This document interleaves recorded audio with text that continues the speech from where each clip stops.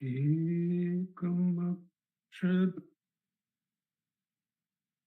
hrudi nirantaram bhavasate svayam likyate tatum hridaya kuhara madhye kevalam brahmamatram yaham isara atmarupe bhakti hृदि विषमनसा swam चिन्वता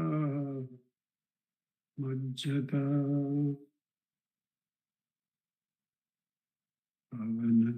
पवनचलनरोधा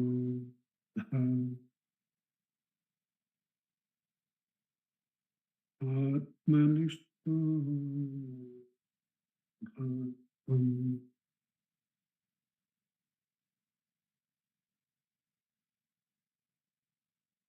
देहं ब्रह्मयवत् जडात्मकम् अहम् उद्दीर्न तस्यास्त्यतो नाहं तत्तभावशुक्तिसमये सिद्धात्मसद्भाव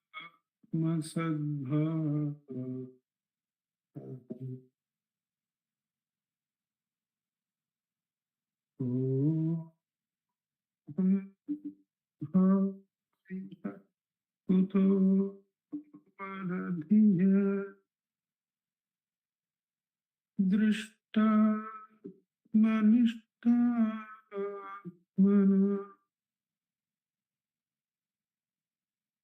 सो स्फुटितया अरुणाचल शिवः पूर्णिभाति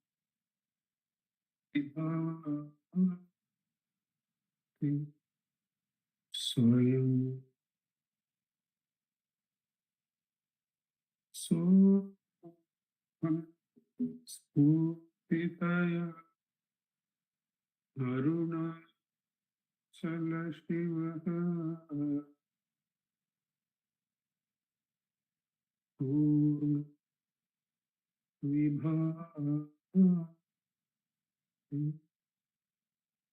स्वयं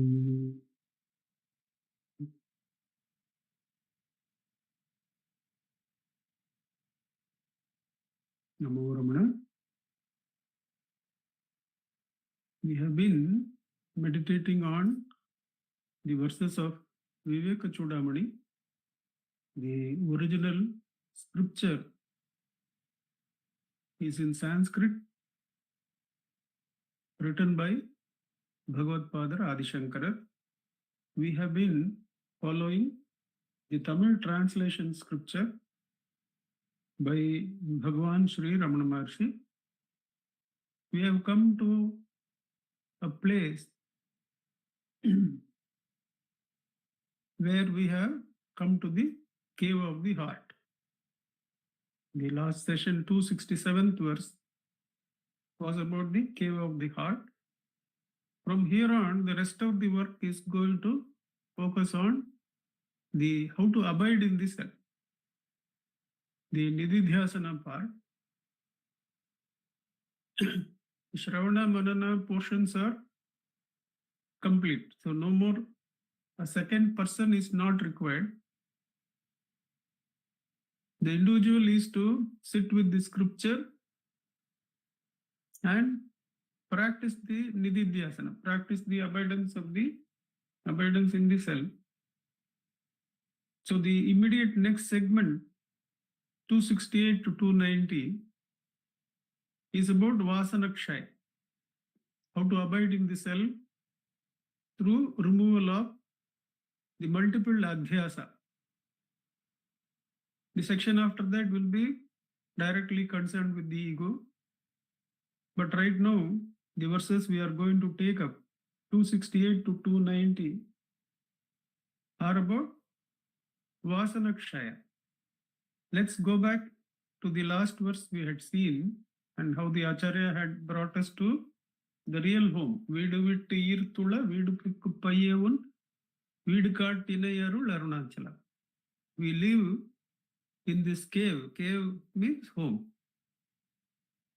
This home called the body. But as human beings, more than the body, our home is in the brain. But then these two homes are for the waking state and to some extent in the dream state.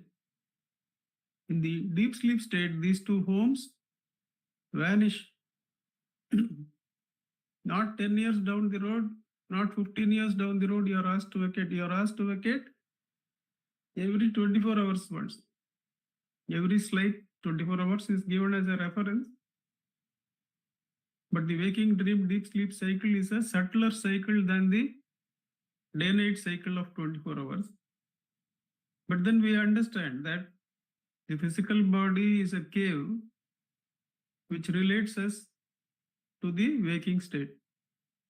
The brain is the cave which relates us to beyond the waking state. You can think back and forth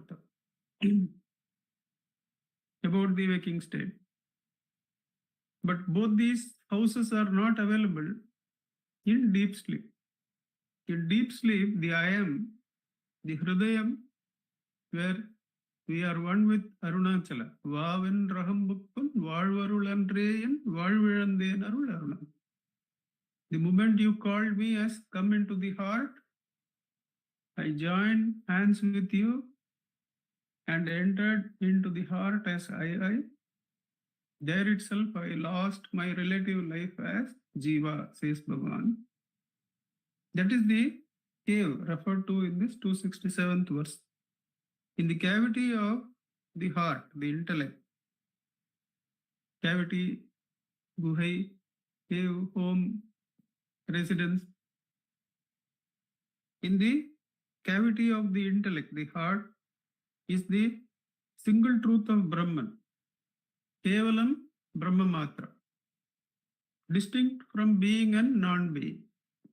It does not move into existence and non-existence. That means subject and object. The moment it is divided as subject and object, the existence and non-existence is created. Where the I is there, the other is not there. Where the other is there, the I is not there.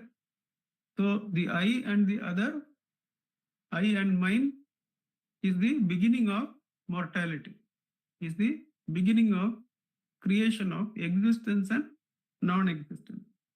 He who remains eternally as the truth itself, he who remains in that Hridaya Kuhara Madhye as Kevalam Brahma Matram, he is never drawn back to birth again in the body. That was the verse we saw. That once you, by sadhana and by the invitation of Arunachala, the Ishvara, you learn to go to the real home, the permanent residence, where you can exist in only the undivided I form. You can't exist as I and mine. There is a Sufi story where this incident is portrayed as the Guru is inside a cave. The Shishya comes and knocks at the door, and 3 times he identifies himself as someone other than the Guru, and the Guru sends him back. The moment the Shishya sees himself as one with the Guru, then only the door is open. That you can't exist as another. Bhagavan is the Paramatman. Hariyaditara Jivara Ahavari Sabuhayil Arivairami Paramatman. How to know him? To know him is to identify as one with the Ullapuru. In the Hridaya Kuhara Madhye Kevalam Brahmamat. Now we go ahead with the today's segment as even though this is known, even though this is the truth, why are we not now able to abide in that? For a moment, you are still in self-enquiry. You know, you get a thought that somebody whom you know is abiding in the self, like Murugana, Sadhu, Bhagavan, somebody who you are holding as the only relying person. And that person is saying, don't hold on to me as other. Then there is no entry into the heart cave.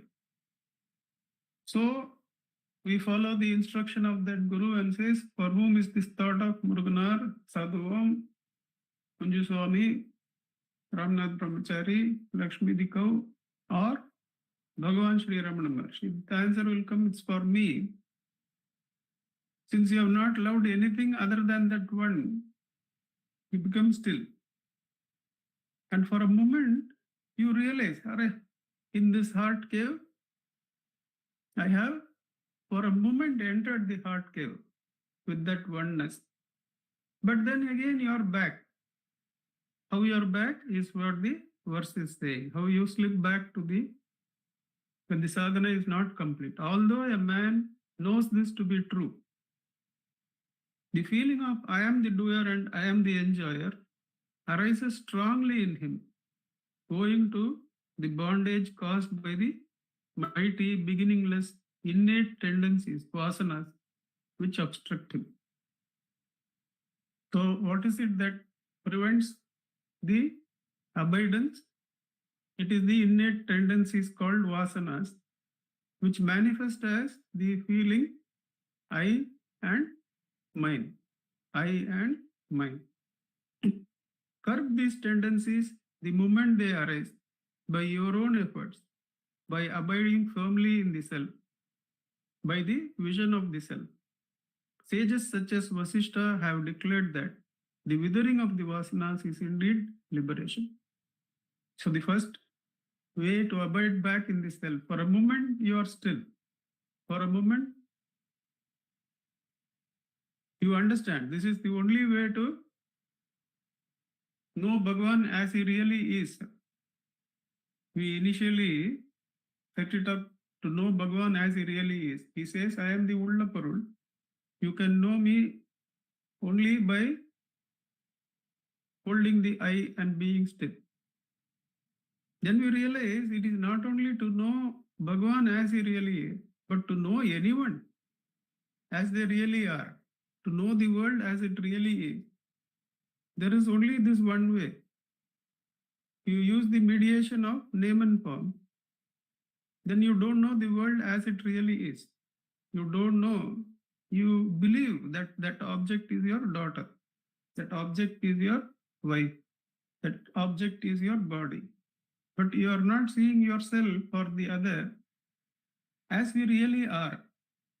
We are seeing in our belief system. These are all beliefs.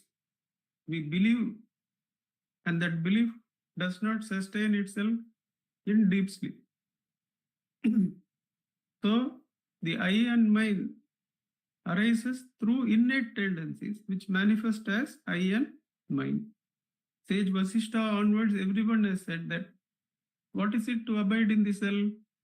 Only Vasanakshaya, the innate force which pushes you into this adhyasa, the wrong perception that I am this form, the other is another form. Bhagavan is somebody who lived for some particular period of time, not the life current present inside me. Bhagavan is not someone who is bound by time or place. He is present as the I in the heart cave, calling me, come, Vavan Raham Bukkun. He is always calling, come. He is the only person who can invite us into his home. All other homes, they are not real. Whatever their invitation for party is not real invitation. They can't sustain that. Whereas the only person who can invite you into his home really as Va is only Arunachala, is only the self. And that invitation, you say, we will take it later. But then the sages say that is the only invitation you have to take. That for whom is this thought? Because you can't go with him as a thinker. Go into the heart cave as a thinker. Realization of the self as it is.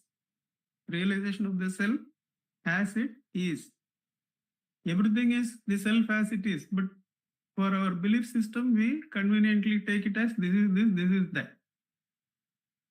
Realization of the self as it is does not come through tendencies to worldly or sense activity or through prolonged study of scriptures. There are three types of vasanas, which is going to come in the next verse. That is the worldly vasanas, shastraik vasanas, and body-related vasanas. It is very clear that the tapatraya generate from this. The worldly related vasanas is ati bhaudika. These shastras tell this is deity, study about light, study about air, study about fire, study about this, study about that, study about the human body, study about this god or that god. That is adi daivika. Tapatraya related to adi daivika. Study about pitruloka, adhyatmika, that you don't know yourself. The tapatraya, it's all coming from the vasanatraya. The vasanatraya are the attachment to world, attachment to scriptures which give objective God, and attachment to it. You can have attachment to Vivekachoodamani itself. That you may feel that you are a great scholar of Vivekachoodamani and have that ego in quoting the verses. But that becomes merely a vasana of the scripture, not the carrying out of the scriptural instruction. This difference we should understand, that Adi Daivika is scriptural, Adi Bhautika is worldly vasanas, and Adi Atmika is, let us say, because we say the body is I, it is all the misunderstanding of who we are. Therefore, attachment to the world, the scriptures, and the body must be given up for those who seek deliverance from the prison or ocean of samsara, from the above threefold tendencies, which are iron fetters. They may appear to be gentle, but the more gentle and silken they are, the more tight is the bondage. That the more silken threads you are tied up with, the more strong the fabric which is put together and difficult to cut apart. Therefore, attachment to the world, the scriptures, and the body must be given up. What is the advantage in doing self-enquiry is that all these three vasanas are not calculated to be three different things to be attended to. They all arise to us as thoughts. The thought, Bhagavan doesn't define the vasanas as worldly vasanas, the shastraik vasanas, or vasanas related to oneself, the body. But he says all these three vasanas, from their unseen nature, the nature which cannot be seen by the average ego, it pushes the ego with its I and mine thrust. At that point, the ego should wait and see that push of the vasana raises a thought and let go of the thought, not be worried about how the thought will be carried out or what that thought actually means. Neither we should hold, we should let it go and hold the I. Now, the verse says, when we let go of these three vasanas, we will be worried how are we to carry on with our worldly activities, the worldly duties. And the Acharya, in his kindness, says that the Brahmavid To know the Brahman, one needs to let go of the attachment to the world, the scriptures, and the body. But then, how the body will go on, how the life, relative life will go on, it will go on according to prarabdha. That whenever thought of tomorrow, thought of how the day will pan out, will come, you can say that the relative life is to go on according to prarabdha, whatever is the karma already set up. That will take care of what actions have to happen.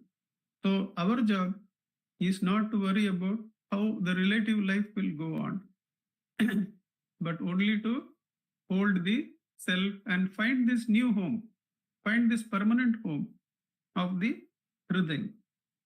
You should therefore courageously renounce these attachments and strive energetically to overcome tamas by the power of sattva and rajas, rajas through mixed sattva, and when mixed sattva is there, go for pure sattva. That is, tamas means dullness, that during self-enquiry or any time, any work you are doing, you get sleep. You get into total dullness. What you have to do? Get up and walk a little bit. It is better than going off to sleep at the time of sadhana. That do whatever you have to do in using the rajas. Rajas is better than the complete tamas. So use the rajas to remove the tamas. Then use the mixed sattva. Mixed sattva is you come to existence plus movement, like probably observation of breath or observation of thought. That once you have removed the sleep, then you can hold on to the observation of breath, which is mixed sattva. There is the breath is common to all living beings. You are not claiming any special existence in that. So hold on to that breath, quieten your anxieties towards the world, and you come towards existence, how animals exist, how human beings exist, the common existence you come. But still you have not come to the source of existence, because this breath quietening sattva can be disturbed by thought rajas, the rajas in the thought, the movement of thought. Therefore, from breath-based mixed sattva, we come to thought-based mixed sattva, that is the Mishran of sattva and rajas by observing thought. From observing breath, we go to the subtle observation of thought. That also is mixed sattva, because the I is also there, the other is also there. And mixed sattva is to be removed or to be crossed by pure sattva.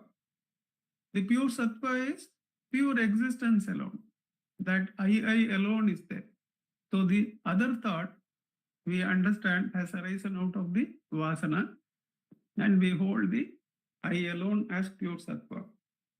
So the verse points out how we cross the vasanas, the adibhautika, the adhyatmika, and the body related vasanas are all crossed by moving from tamas. If you go off to tamas, it is completely sleep. You can't do any sadhana. There is no improvement in the spirit. There is no understanding left. So get up and walk, use the breath, jump up and down, remove the sleep. Observe the breath, observe the thought, that is mixed sattva. And from mixed sattva, you come to pure sattva, the holding of the source of the I. You should do this with a firm and calm mind. So when we have faith in Bhagavan's teachings, that Bhagavan is the Shakti that is taking care of all living beings. He is carrying all living beings in one breath after another, flow forward 24/7 in this chronological movement of mechanical energy called prana. That is where life breath is there. But this life breath itself is given patterns by thought. So, first of all, surrender the breath energy which binds you to the forward movement. Realize that the thoughts can go backward and forward. We are able to correct ourselves. We are able to observe the thought because we have become lighter than the mechanical energy which is blindly moving forward from birth to death. Still, appearance and disappearance is there in thought, and it has not completely freed itself from the bhautika. That is why it feels I am going to become something. Thought feels tomorrow I will be like this, and by being that I will have better experience, and by that better experience I will be happier. Whereas what Bhagavan is saying, happiness is there in the Hridaya Kuhara Madhye, where the Brahman is shining as I. You should do this, hold on to the pure sattva with a firm and calm mind. Helped by great texts such as that thou art, Tattvamasi or Aham Brahmasmi, which proclaim identity between individual self and the Brahman. So this is the Shravana Manana Nididhyasana Marga, where instead of directly holding the I, the Acharya will give Upadesham of Tattvamasi, you are that thou art, hold on to that. What you have to do when you are getting sleep, get up and walk, observe the breath. When the other thought comes, when some other thought comes, it will be related as Vasana of the world, Vasana of scripture, or Vasana of the body. Let that go and hold Tattvamasi. The Acharya has made me hold this as Dhyanam, Ajyadharaya Srotasa Samam, Sarala Chintana. As you keep on holding that one Tattvamasi alone, as the Acharya has said, that Prarabdha will take care of the mechanical flow. You only attend to thoughts not carrying you away. Whenever another thought comes, recognize that that thought will be related to Vasana towards the world, Vasana of scriptures, or Vasana of the body. Get rid of it by holding the Tattvamasi, that thou art, whatever the final truth is there, that is what the Acharya has given to you as a mantra, as a shloka, as a nama. Hold on to that and put aside that thought, put aside that vasana. Completely root out the vasanas related to I and mine. So what does the vasana manifest first as? It jumps out as I and mine. It can be sensory I and mine, emotional I and mine, thought-based I and mine, or abstract thought-based I and mine. Bhagavan says, if you look at it where it begins, that the I and mine begins even before I and mine comes, when the absolute self moves into relative self. So Bhagavan doesn't wait for I and mine to come. Says that the mind comes because you have already become a relative self. That agandai undayam, anaitum undayam. So his concentration, Bhagavan's teaching is only absolute self, relative self. All this mind comes because you have become relative self. For the absolute self, there is no mind at all. Meyaham nadayam tattazhinten. In the Meyaham of Arunachala, there is only I. So this is to be done by firm abidance in the one indivisible self in the heart, and by meditating on the unceasing experience of knowledge of unity of Brahman and self. Thus, I am not the ego, I am the unceasing perfection of Brahman, experienced as I, the witness of thought forms. So, mixed sattva is still allowed, that you are merely a witness of thoughts. You are not going to be a completer of thoughts. Let the thoughts complete themselves. When somebody asks Bhagavan, what will happen to actions? My thoughts are about my actions, my duties. Bhagavan says, let thoughts, let the actions complete themselves. That for the actions, there is an Atma Shakti which is underlying the breath, which is carrying all the actions forward. So all the actions related to that area of breath, emotions, and matter, let them carry out themselves, because there is a Shakti to take care of that. You focus only on self-enquiry, that the actions already are underlyingly, substratically joined by an energy which unites one breath with another. If you observe in the Kumbhaka, one breath and another is united by a self. Now, that is the forward linking in chronology of time. Emotions, thoughts, the world which is moving in time from one moment to the next. But the moment you come to memory, it is not so bound. It is not so bound as one moment, next moment, like that. The moment you come to memory can go backward. But we will forget that the memory has this ability, and the memory will be interested in what will happen the next moment. That means from an ability to go back and forth in time, we will lose that, and we will bind ourselves to the mechanical movement of matter, energy, emotions, and thoughts in the forward flow. Whereas this ability of the intellect to be subtle, go backward, correct itself, should itself be enough to show that the self is a priori, is pre-existing. It is not something to be achieved. The meditation must be persistent until the ego sense is completely rooted out from the body without a vestige, and the world of individuals appears like a dream. That in one sense, the waking state related sadhakas, we can be said to involve Dvaita, Visishtadvaita, and Advaita. Those who can understand this statement, that the world of individuals is merely a dream, that the second person, third person are all arising only after the first person arises in me. Those who are coming to that stage have come to treat this world as a dream, because all the personas, including the persona underlying the Panchabhutas, the air, Vayu, Agni, Akasha, Bhumi, and water, all these are matter, but they are all thoughts inside us. Therefore, the spirit, it is encompassing matter. Just like in our body, our spirit encompasses the bones, the flesh, and the matter, and makes it as one.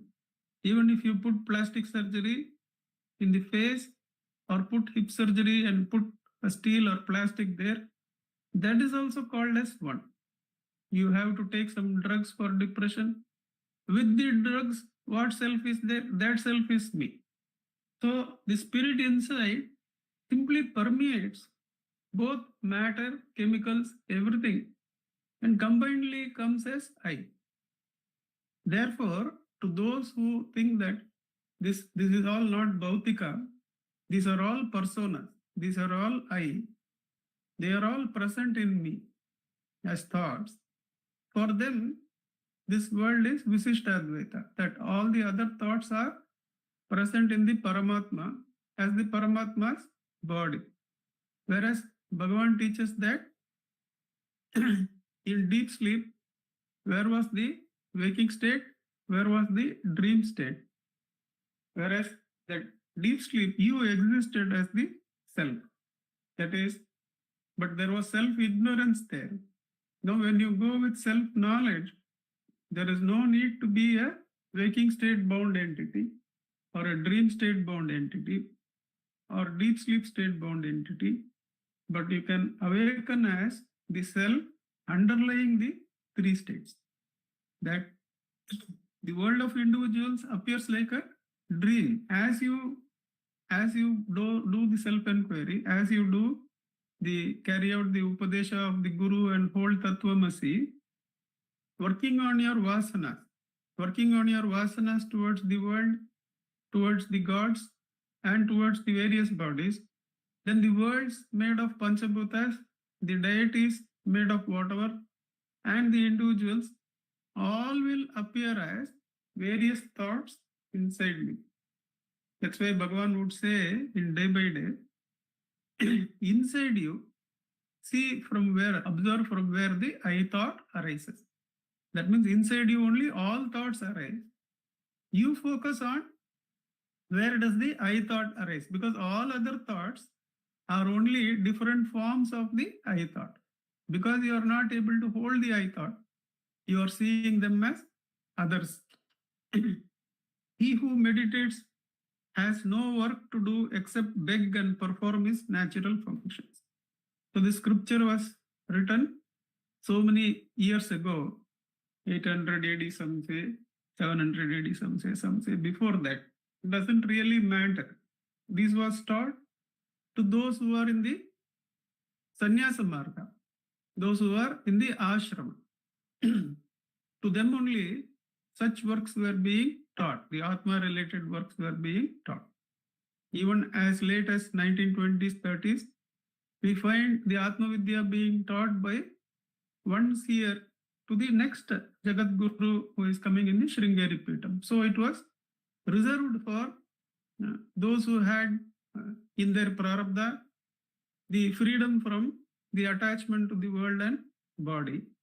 But Bhagavan's appearance itself is to spread the Atma Jnana, is to spread the Tanmaya Nishta. His avataram here is to bring to open this great teaching that holding on to this self will free you from the world, the various kinds of gods that we have, as well as the forms that we take. This teaching was opened up by Bhagavan. Therefore, how we can take this? We can take that everybody is begging only. Some of these deformities we have, or some of these defects we have. Now I am speaking. Speaking is a limited activity. Since some value is found in that limited activity, some people may give bhiksha also. Now the bhiksha of attention is being given. The bhiksha may be in other forms. Some people may provide me food. That should be more than enough. That's what the Acharya is saying. That you do whatever activity you are doing. That is all begging anyway. Begging for survival. That's all right. Other than that, you do only vichara, I say. So we can open up the availability of this self-enquiry, the Sacha Vidya, for all of us. How we can open it up is that our primary interest should be holding on to the I. That in this world, actually all of us are in some way or the other dependent on God for our survival. So there is nothing wrong in feeling that the jiva existence itself is a beggarly existence. That labam ni ihapara labam mil ene utru labam en utrane arunachala. Bhagavan says that you are the only labam and I am a beggar, useless person. What are you going to gain by absorbing me and giving yourself? So, but the rigor of the Atma Vidya should be understood. That it is to realize that the self alone is real. So it was 1200 years back. It was taught only to those who were willing to renounce and join the teacher. That is why this instruction, you must never forget the self by giving room for worldly speech and sense objects. Bhagavan himself also would say, don't involve yourself in other people's activities, or where the world vichara is there, the Atma vichara will not be there. Sandalwood is fragrant by nature, but its fragrance is masked by a bad smell when it comes into contact with water and is revealed when it is rubbed. When sandalwood is kept off in water, it appears it will give a bad fragrance. Whereas when it is rubbed against stone, it will reveal its inner nature. That means same the story about tamas and rajas, that don't use the eye for dullness or for getting, but only to have the inquiry into the root of sattva. In the earlier segment, we had seen that the sages will find the Brahman not by their ability to do, not by their ability to think, but by the very they're seeking their source of their own existence. Bhagavan says, Nyamalil Keda, Nanen Nurudiyai, Nadi Ninnuruven Arunachala. Am I worse than a dog? I will not look after what powers I will get. I will not look after what thought I can get. I will only seek who has given me existence. Who am I? Whence am I? And I will find you because you are the Ullapur. You are the one who is the source of existence for each and every jiva. So if I stop, like Arjuna did not ask Krishna for any of the armaments, but only restrained himself to ask for Krishna himself. Like that, we should restrain ourselves from seeking better sense enjoyments or better knowledge to hold and enjoy or be secured by, but only to seek from where our own existence comes. This is like rubbing the sandalwood on the stone. The latent tendencies of the mind are removed only to the extent to which it abides in the self. We can easily see that the tendencies, the habits, which arise as thoughts, they fall away only with increasing abundance in the I. You can easily see the previous prevarications not arise at all. But can the jiva has assurance that they will not return again?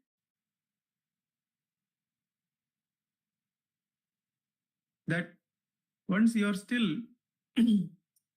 hereafter I will be still all the time, or hereafter my thoughts will not return.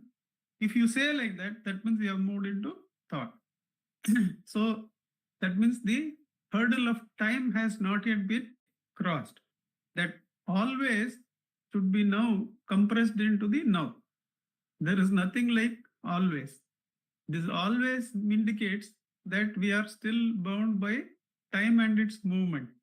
That next moment, always something is going to be there. This always is used to free us of our attachment to Bhautika. The time is used that something to be true must be always true, is used to cross the waking dream and deep sleep state. But then this always itself has to be crossed by holding the now. The waking dream and deep sleep are to be crossed in the now moment. That the always itself is a fallacy. The latent tendencies of the mind are removed only to the extent that it abides in the self. It is by such constant abidance in the self that the mind of the yogi is destroyed. What is this Manonasha? The Manonasha is the root vasana of I not rising at all. In traditional terms, we have to say the root vasana of I and mind not rising. But in the rigor of Bhagavan's teachings, we have to say that the I not rising as the relative I, that is the Manonasha. Manonasha is not something to be feared. We are going from our rented houses, where anytime and every day we are asked to vacate. Only thing is we don't call the porter or the other kind of things to transport our things. We just shift residence from the body to the brain, and from brain to we don't know where, that is into Arunachala's I, then come back into the brain in dream and contemplation, and into the body when we seek the sensory experiences. So we find that we have these three residences not tomorrow. You are not given a lease for a year and then the lease is altered with 5% increase in rent. It is that it is changed. The houses are changed from body, the cave of the body, to cave of the brain, to cave of the heart. The cave of the heart, once you abide in, once you understand, it can be abided in only one manner, that Kevalam Brahma Matram, as the Ulla Purul. What is this? Brahmavid Brahmaiva Bhavati, that as we go towards the cave, our doership goes. The understanding of that something is awaiting us in future, in the flow of time, that goes.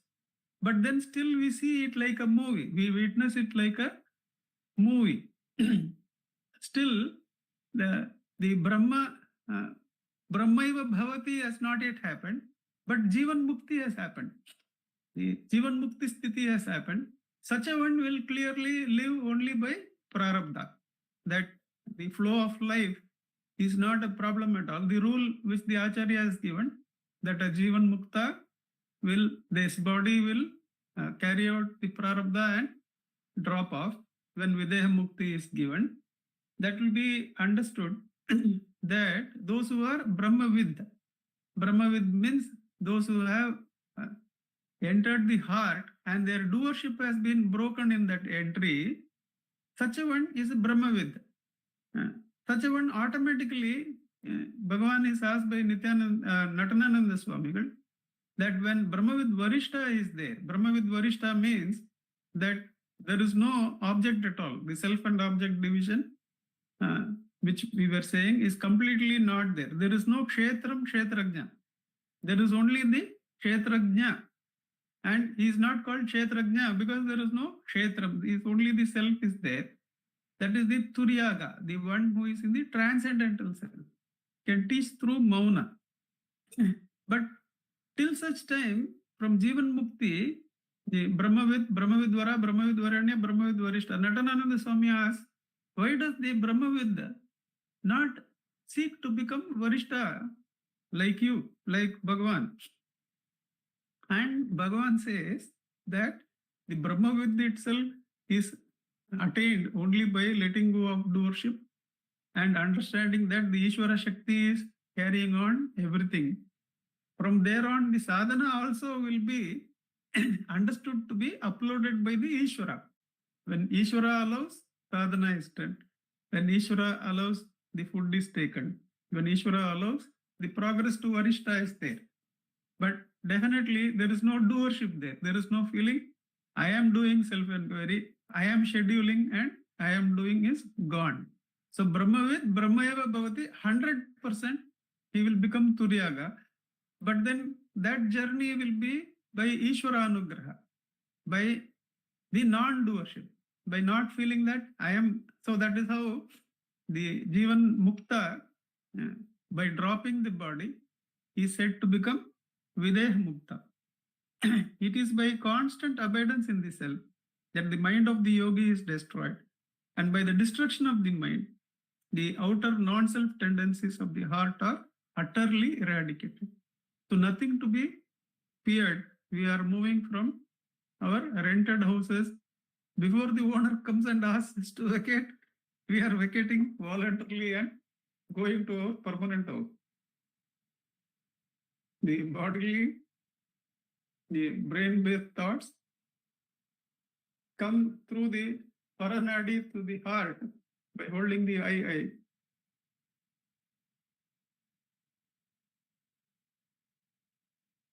And Vaven Rahambukun, Valvarulandre, and Valvedan. Our relative life, we have to drop to be with Bhagavan. To know Bhagavan as Bhagavan is, there is no other way. You can believe that Bhagavan is abiding in the self, or you can abide in the self, where you will know that Bhagavan is here and now as the self of all in the heart. By the destruction of the mind, the outer non-self tendencies of the heart are utterly eradicated. Then the experience of the Supreme Self, which was formerly veiled by the magic of vasanas, shines forth in its own accord, like the fragrance of the uncontaminated sandal paste. What happens when the vasanas are completely eradicated? The I shines forth. Bhagavan says, hold on to the I. It will destroy your I am the body idea. No. To whom is he telling? Hold on to the I. That the thoughts which are broken up is replaced by this I, he says, to Gambiram Seshayar. Hold on to this I. That means to the Brahmavid he is saying, hold on to the I. It will erase your the mind, the attachment to the body, and finally it will remain quiet. That means the sadhaka doesn't feel that he has become Brahmavid. It is that the Ishvara Shakti to which he was holding now has nothing more to burn in him and has finally united him with its real nature. To know Ishvara Shakti as it is, you can't see it as Purana. You have to hold it as Purana and keep quiet. And then it will remove, the Ishvara Shakti will remove all your attachment to the mind. The vasanas, actually before also it was being removed only by the Ishvara Shakti. We feel we have done some self-enquiry and removed our vasanas. But for that feeling also, the Ishvara Shakti only is the Adhara. It was there as Adhara.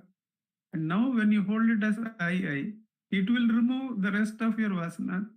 And Bhagavan, completely having consumed you, will now shine in all his glory as pure sattva, as I am, with no need to shine.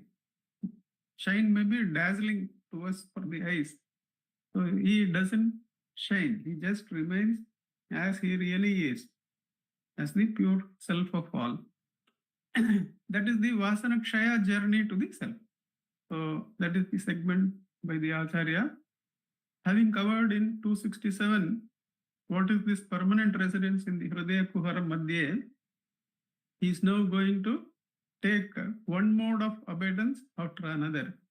This particular segment 268 to 290 is abidance in the self through Vasana Kshaya.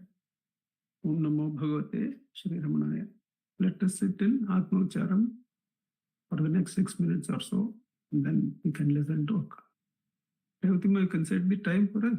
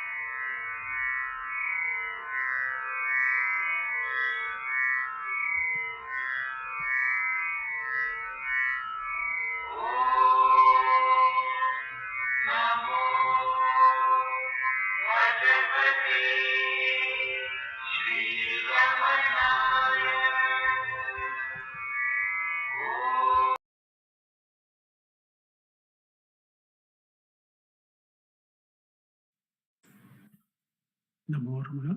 Namo Ramanaka.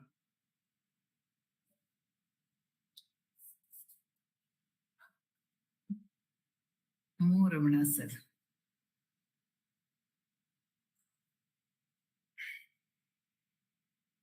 Prostrations to Ramana, shining as the self in all beings. By the immense grace of the self, manifest as Ramana, we are blessed to be delving into the Vivekachoodamani, which is given to us by Adi Shankara Bhagavatpada, and its essence, it is reinvigorated. We can say the essence comes alive once again by the words of Bhagavan. Generally, Ganapati Muni says that the language expressions wait for a person of self-abidance to utilize them.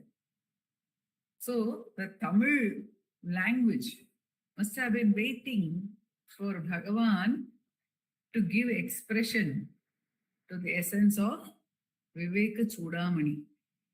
And that is the treasure that we have got, and which, by that immense grace, we are receiving through the meditations of Nandakumar ji.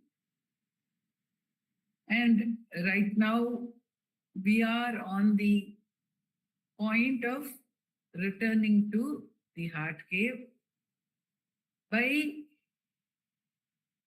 Vasana Kshaya, by cutting away the tendencies.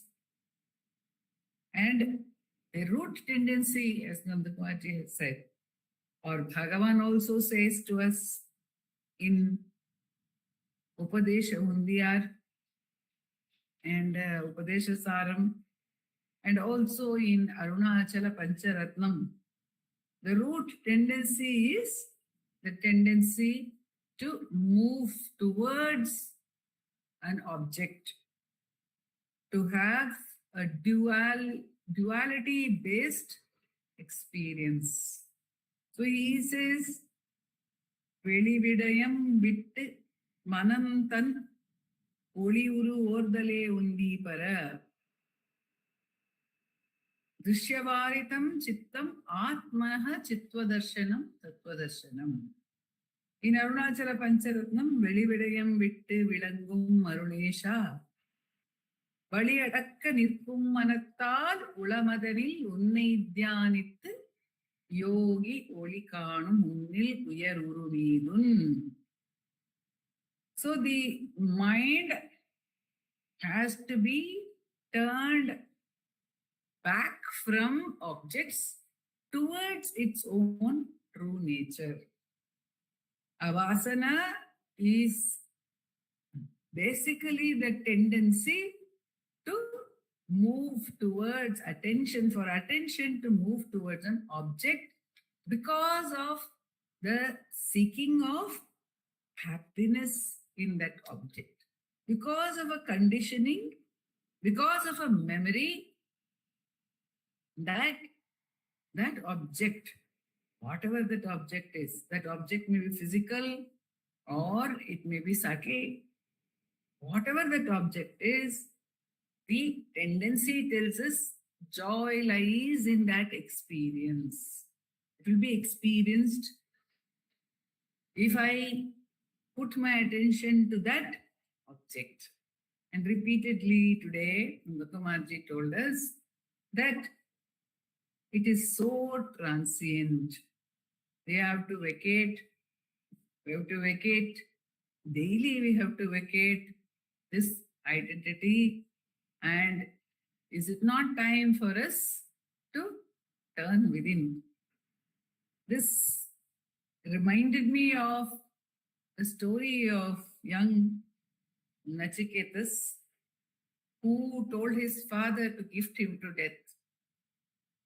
And he waited for Yama to come and give him audience. And when Yama came, since this boy was waiting for 3 days, he said, ask me for any boons. I should not have made you wait.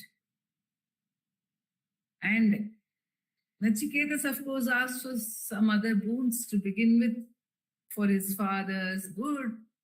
But the final boon he reserves to ask for the secret of time, the secret of Kalan, which Bhagavan also asks us to inquire into.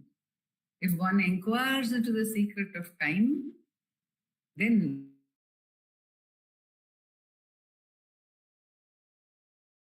which transcends time. In the now, there is no time. In the absolute now, there is no time. The now is not the relative time relative to the past and the future. So, he asks Kalan about this secret. Arayit Kalanume Yar, says Bhagavan. And the Yama tells him, don't ask me for that secret. Ask for any other boon in the world. Ask for anything, I will give you all those boons. And he even tempts him with several boons. Today we have looked at several types of vasanas. There is a Kannada translation of Sadhu Om song which says, Deha Vasana, Loka Vasana, Shastra Vasana, Murano. All these three, you just help me to transcend, oh Bhagavan. One is the vasana of my being a body, vasana of the loka, vasana of Shastra. So all the temptations are offered to the young boy, Nachiketas, by Kalan, by time. And the boy replies, of what use are all these? Because they are all transient. After enjoying all these, I will have to come back to your doorstep. I am already here. Please give me your secret.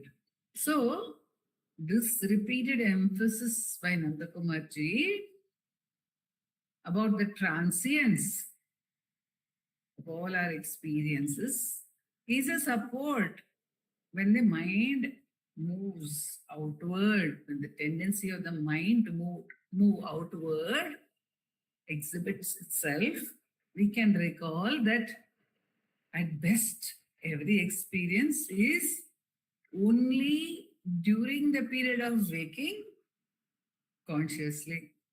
In the dream, we don't seem to have any power to choose.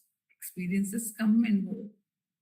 This apparent choice, this apparent power to follow thought and follow action and find fulfillment, it exists only in the waking state, and then it is taken away from us.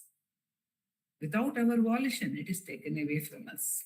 So this was brought home to us repeatedly today, the absolute transience of the externalization of the mind and the worthlessness of pursuing thought, thereby reiterating the need to turn attention back from thought to the thinker, and even if there is the slightest trace of duality, there is a vasana, even if it is the aham spurana, even if it is the sakshi bhava or the aham spurana itself.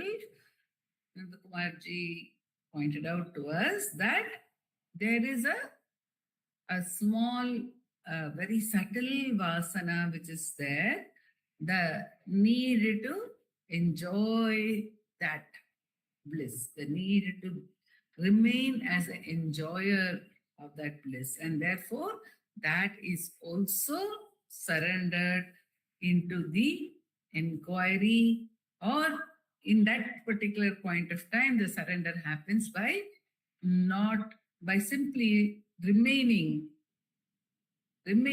as that without again, without allowing any other externalization to crop up again. By remaining with that, I thought, the source, the aham spurana, it dissolves, says Bhagavan. And that was the example which Nandakumarji brought home to us today. And the whole process, when we listen to this, whatever we listen to, whatever Bhagavan has allowed us to meditate on, is obviously coming to us by His grace. And so He is taking us across those experiences. At the time when we hear, when we listen in the satsang, we cross over those experiences. And again, in our meditation, we need to reiterate that. That is what the Acharya says. It has to be reiterated until there is no further arising at all. So the process is grace all the way. This was also brought home to us today. Even when we think we are pursuing the path, it is only the power of grace which allows us to do so. And ultimately, when this sense of duality dissolves in the self, then the establishment in the knowledge of the existence of grace alone, as Bhagavan says, Ekana Vari Niduri, will happen. Om Namo Bhagavate Shri Ramanaya.